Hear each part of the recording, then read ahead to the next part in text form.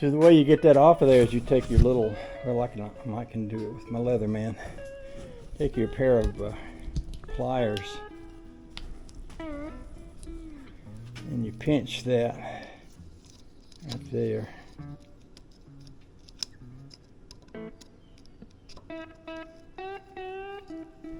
Like this. You see it coming out along that edge. Now, when I have both hands free, and maybe I can stick you to that, and maybe you can sit there and watch me do it with a screwdriver. And get me a little screwdriver, pinch it,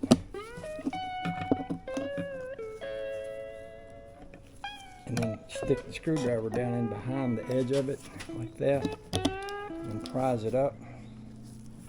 That's how you get that out of there. It goes down into a little, there's a little shaft around the edge of the thing there. Comes right out of that. Yeah. Okay. The dogs are out. Okay, I'll look after them. I'm gonna go watch the dogs so they don't chase Mama.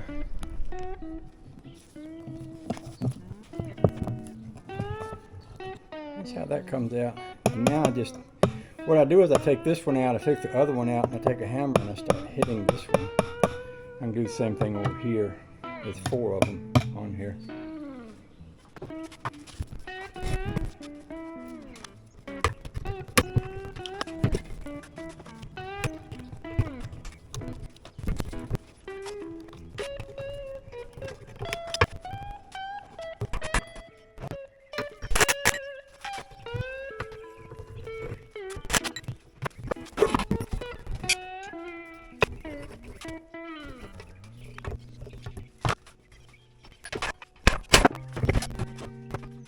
So in this case, I'm hitting, rather than trying to drive all of this down, I'm hitting this, which moves this part down out of this cup. And if you look at the bottom, you can see that it has moved this cup. By doing that, if I was hitting up here, I'd have to move both cups at the same time, but by doing just the one, possibly I can drive that one out, and then once I do, I can flip it over and put a straight bar through and just drive this one out that way. That way I'm not trying to unstick 2 at the same time.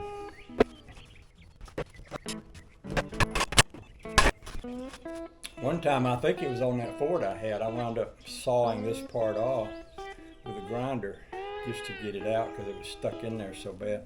I don't think this one's going to be that bad. I might put a chain on that back corner back there of the table to keep this from pushing up against my hammering. Keep that down back there. I can do that. Or put a clamp on it, one or the other. I might do that.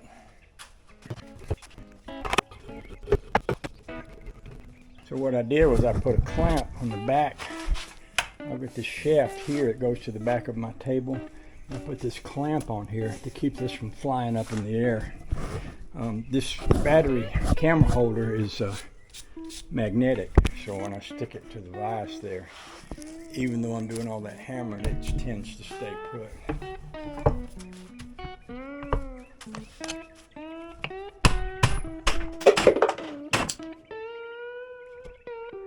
Okay, that's the bottom one that just fell out. This thing is loose now. So now let's flip it over.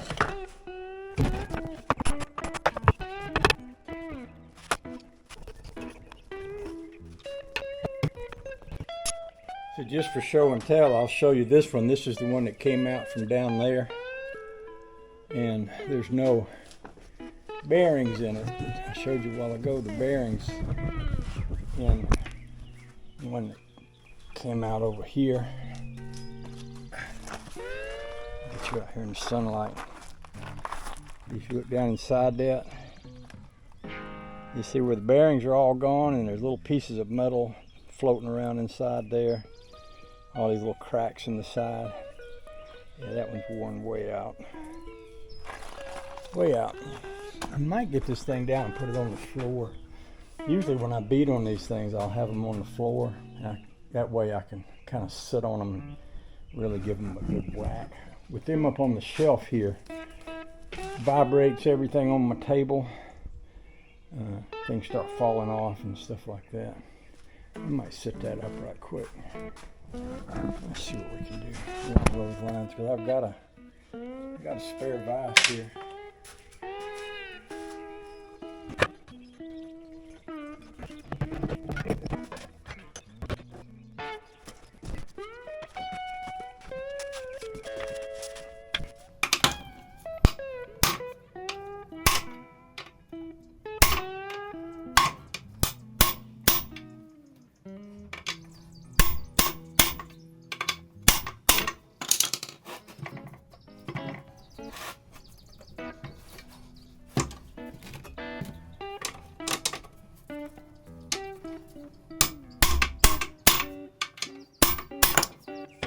There. Now here that one is, and I've also got to beat this one out, and I may want to do it in a different setup. I might want to set this up on here, I'm not sure. But see, now I can come down through here. By the way, there's no bearings in this one down here either, but I can come down through here with a pipe or a rod or something and boom, bang that out. I have used an old socket extension, but a lot of times when I do that, well, the last time I did it, I ruined my extension and beat the end of it till it wouldn't fit into a thing. Let's see what I got. Alright, I got a piece of an old extension here that I've broken or cut off or something at some point in the past. I should be able to put it right down through here. Something like that. And then I'll hold the tip of it with my vice grips here.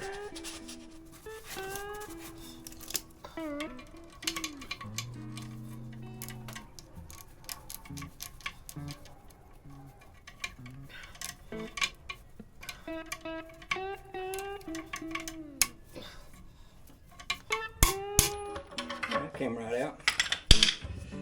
Now, one of the things you don't want to do is beat the ends of these things up, because you're going to have to put a thing back in there. And it's pretty easy to bang them up to a place where you won't be able to get another one to go in there unless you grind it out smooth again. So this is a good hammer for that, because this part will go down in that hole without ever hitting the sides of it. That works perfect for that. Alright, the next part. That's this part. And I'm not exactly sure where's the best place to do this at. Maybe that it would be on here. Now I may want to put this up on there, because I'm not going to be able to have anything to hold to. Like down here, I'll be able to straddle it and sit on it. Up here, down there, without a shaft on it, it's not going to work so well for that. Here's another one of those where I don't want to do any damage. So it'd be real easy to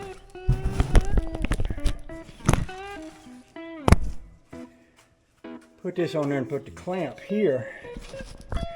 Like you see the ridges and those clamp sides. Well, if I put that in there and drive little marks into this, then that's where I'm going to get a leak in transmission fluid. So I need to set this up in such a way where I'm not disfiguring that shaft. And maybe the best way to do it is to put it up here on this.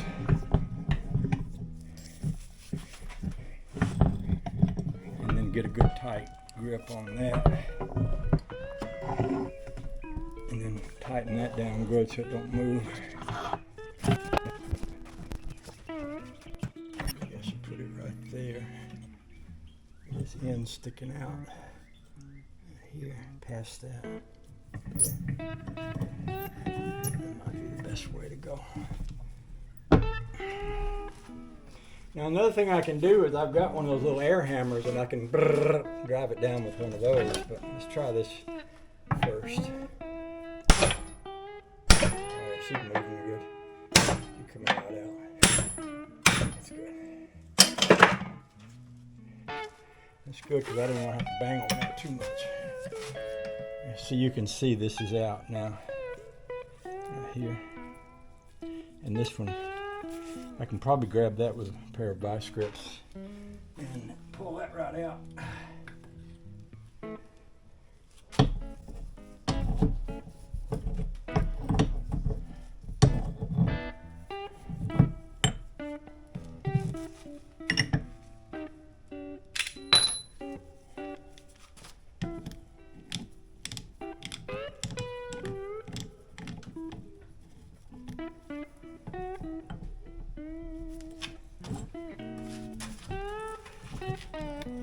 There you go.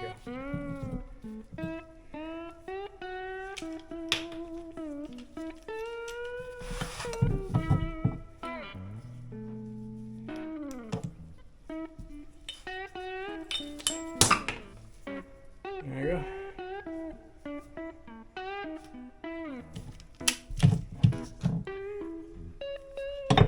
Now we're ready to put the new one back in it.